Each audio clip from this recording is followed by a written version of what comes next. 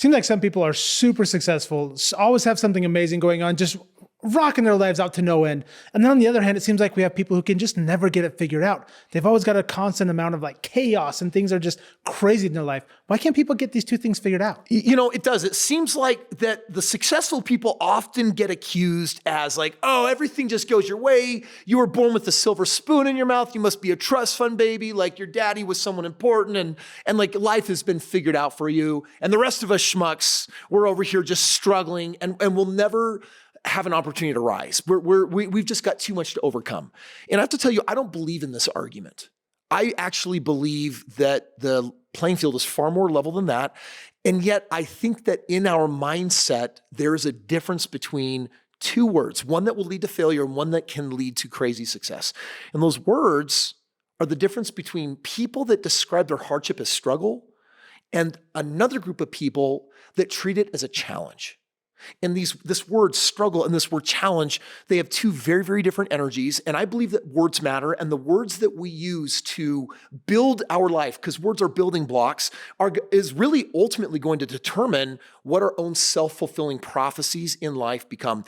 Earlier today, I was over at the office with our team transformation, and I actually talked about these two words. And if it's all right with you, why don't we actually cut to behind the scenes when I got the chance to pull them aside and say, all right, guys, I want to give you unfair advantage training. This is where I'm going to actually share with you the difference between struggle and challenge and how you can stop struggling, you can start challenging yourself, and literally one will lead to you go nowhere in life or mediocrity at best, and the other one literally can lead to the craziest upside where you could become 1 in a million or even 1 in a billion.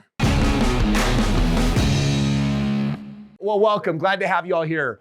This is an amazing growing body of human beings. And I don't know if I see it on Max or Ryan, but I think both these guys were pretty dang close to a PB last week. I know that Ryan Rice broke $50,000 in a single week. Guys, give it up for Ryan Rice. Super awesome. Super awesome. And Max helped lead him on to victory. Max is really our high ticket closer warrior. If there's something that we offer at a really high level, he is the first one out of the gate to represent it. He does that with great confidence. Guys, give it up for Max. Awesome leadership there. And I'm gonna let Marianne get into like sales numbers and do all that on the second half of the meeting. I wanted to share with you guys a little bit of what went down in my world this weekend, because some of you know that I had a competition, a physique competition. You guys know what a physique competition is? Yeah. This is a bodybuilding thing, right? And just for a moment, imagine yourself getting on stage naked in front of hundreds of people so that they can outwardly judge your body.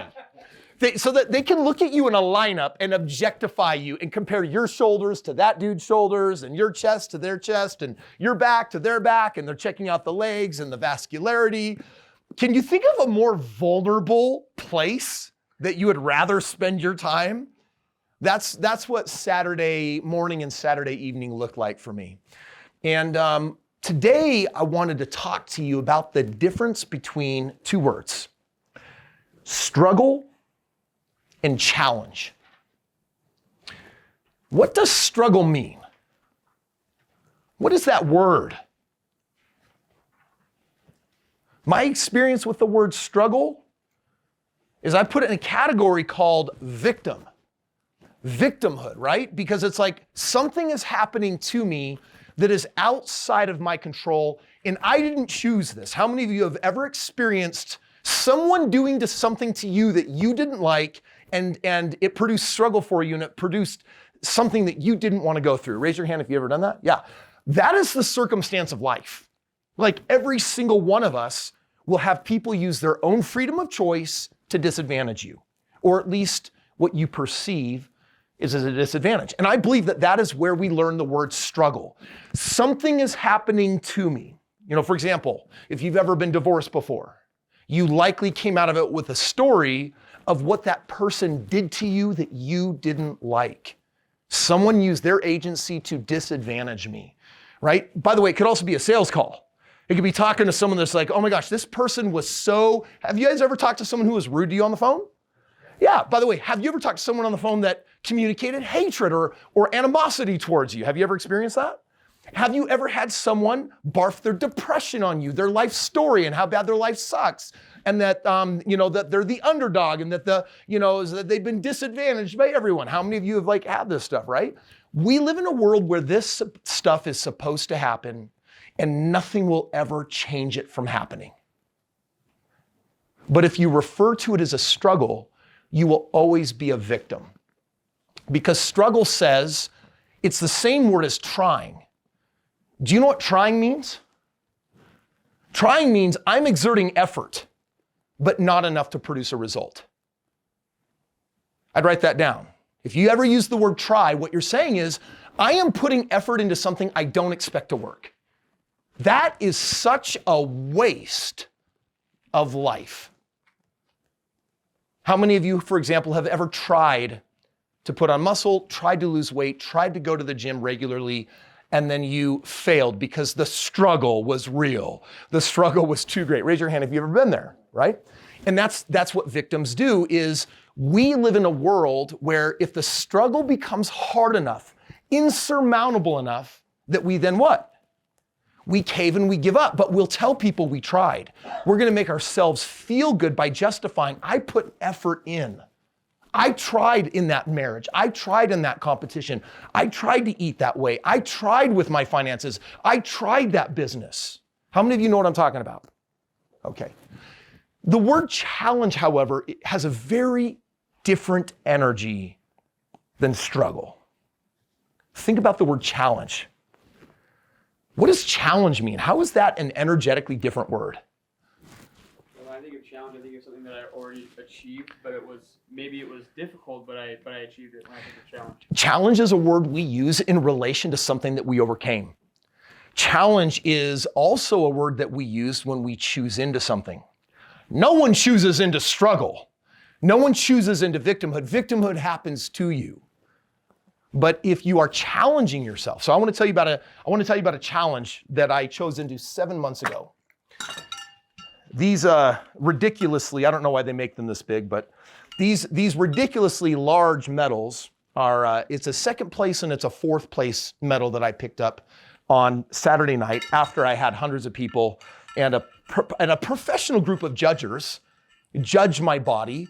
And, a second and a fourth place with my competition meant that I was literally middle of the road, right? Maybe one of the differences is that I competed against a lot of full-time professional bodybuilders, whereas for me, I'm busy running hundreds of companies and doing a lot of other stuff. This is a cool hobby. This is a cool passion. This is something that I love. But this is a result of a challenge that I chose. How many of you think it was probably hard? Yeah. I ran into someone on Saturday and they said, wow, how did you do that? And they asked me this question, how, like to get that body, what did you have to do, Kris? I said, it was real simple. Just get up at 4:30 and spend 2 hours at the gym and then eat with pure discipline every single meal all the time. Wasn't hard at all. Right? It was a challenge. And so I'm just gonna honestly tell you that my victimhood moment happened on the day of the competition because I had been dehydrated for nearly 3 days. And if you understand some of the methodologies, this is probably one of the less healthy aspects of preparing for a bodybuilding competition is for the week prior, you're on 2 gallons of water and you're chugging water. And 2 gallons of water tells your kidneys, work in hyperdrive, just release, release, release as fast as you possibly can. So the moment you stop drinking water, guess what the body does? It's still releasing everything that you have. And so over 7 months, I lost 5 pounds, which meant that to prepare for my competition, I was recompositioning. I was basically converting fat into muscle. And for 7 months, my muscle went up and my fat went down. And that's how I got myself stage ready. And then in 48 hours, I lost 5 more pounds. That was water weight. That was my body releasing water to get dehydrated and thinned out. And the moment my body goes into dehydration, my mind, my body, and my emotions become very compromised. Meaning, I did not feel myself. So here I am mentally going in with the strongest Kris Krohn frame of mind that I can. And everything in my body, everything in my heart, and everything in my mind is battling me. And I felt a little bit psychotic and felt a little bit crazy. And I can assure you that that night at 9 p.m. in my hotel room with 4 rolls of sushi and peanut butter M&Ms and avocado egg rolls from Cheesecake Factory and cheesecake, that I had a blissful time rehydrating and refueling my body. And within an hour, I returned to my mental senses. And it felt great. My mind felt better, my body felt better, my heart felt better, everything felt gooder. But it was the end of a challenge, because for closure, I needed 2 things. I needed to go through the scariest part and be judged. And then when the judging was over, then I needed to find a way to recalibrate and return to my state and get some closure on the whole experience. Now, yesterday was Easter. So Easter, my Easter basket was filled with all sorts of goodies. But today, I'm back on.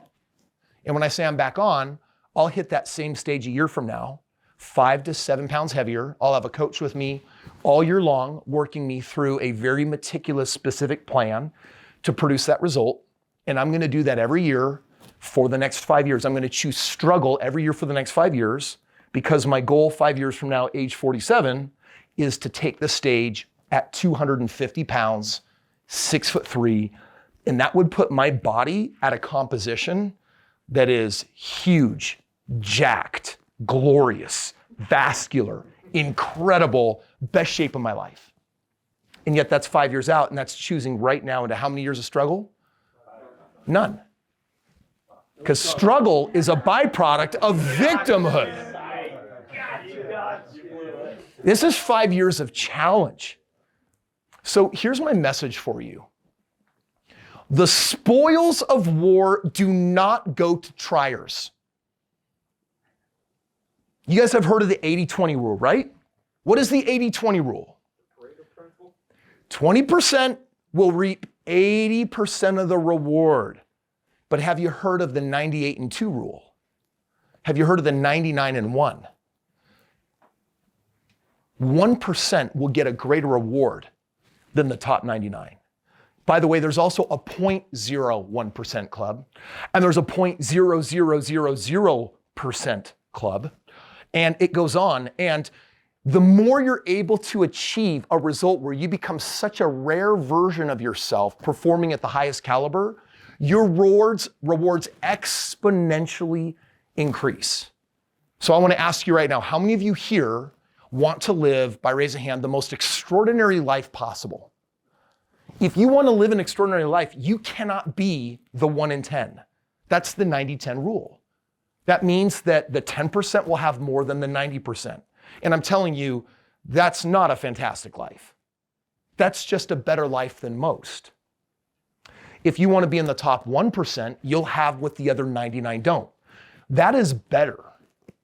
But I'm telling you right now, do you think that you are destined to just be 1 in 100? I'm on a path where I am meant to be, by choice of challenge, 1 in a billion. When I am 60 years old, I will be one of 8 people on this planet that can do what I do and that can have what I have. And that's because growth is a game. It's a what? Game. And to play this game, you have to shrug struggle. You have to shrug victimhood. You have to stop living in a world where everyone else from time to time disadvantages you and hurts you, because when that happens, you take so many steps backwards, and challenge will move you forward. In this role, in this specific job that you have here, you got a choice. You want to be average and make less than $100,000 a year? Or do you want to be extraordinary and make $500,000 a year? Because I'm going to tell you right now, Marianne and I, and Carson knows this, we're working on something for Q3 a few months down the road, where we believe we're going to release a plan that can allow people here to make over $500,000 a year and even potentially $1 million a year. We will attract the greatest talent on the planet. People that sell jets making millions for a living will want to be attracted to this team. Now, do you know why that's happening? That's because I'm 1 in a billion. And I need you to decide for you, are you 1 in 100? Is that how special you are? Like, for just a moment, take inventory on what you've been given and what you're working with. Of course you have struggles. Of course you have victimhood. So do I. I told you that I felt mine just 2 days ago. I was literally slaying demons at the highest level. But I want you to decide, what are you destined for? Who are you supposed to become? Are you going to settle for the 90-10 rule? The 1 in 100, the 1 in 1,000, the 1 in a million? I'm way beyond 1 in a million right now in my results. But I'm not going to stop until I'm 1 in a billion. And that's not because God spent more time on me and not because I'm more special, because I'm convinced if you had known me 20 years ago, you would not have looked at that kid and thought he could have become anything special. I think that I was about as run-of-the-mill average as a person gets. But I've been choosing the game of challenge, and I've been shrugging struggle. And I've been choosing into higher level of results. Not so I can be worthy, but because I'm worth it. And because I'm determined that I'm not going to stop growing, because for me, the greatest fulfillment comes from the game of growth. So your income that you earn here, if you make more money, make no mistake, you're not luckier. You didn't get placed on a better team. The reality is you are choosing to challenge yourself to become a better closer, to become more confident in your air, to learn how to talk to more different kinds of people, to become a master of overcoming objections. The game of sales at the level that we play is so hard, it is so challenging. But at some point, you're gonna hit what's called a Peter level. You guys know what your Peter level is? That's when you decide that enough of is enough and this is as special as I get. And most people live on this planet choosing a Peter level that is a lie, that is so far beneath their potential. So today, I want to invite you to consider for a moment, what is your Peter level? Are you meant to be 1 in 10? 1 in 100, 1 in 1,000, 1 in a million, 1 in 100 million, 1 in a billion? You've got enough time at your age to claim as high of a rank as you choose. But I think that it will be in direct proportion to whether you're courageous enough, brave enough to separate challenge from struggle and to stop struggling and to stop trying and start challenging yourself literally every day to be your absolute 100% best self. Deal? Deal. So decide right now, just in your mind, who are you? Who are you meant to be? When are you going to be satisfied? When are you going to call it quits? When are you going to say, I'm done with my growth game? And decide right now, what does your level up look like and how are you going to demonstrate that and how are you going to show that? Because make no mistake, it reflects in your paycheck. That is what is so cool about how I started my wealth journey exactly where you are right now. I knew that my paycheck was a really great representation of how much challenge I was pushing myself through. And if your paycheck's not growing, that just means that you're not. So if your paycheck is similar to how it was 3 months ago, you hit your Peter level. And if your paycheck still is growing and you're still peaking and you're still trekking, and I'm going to tell you right now that if you can keep pushing until you make hundreds of thousands of dollars a year, that means that you're spinning off enough money to invest that you will be financially free. You'll have millions of dollars.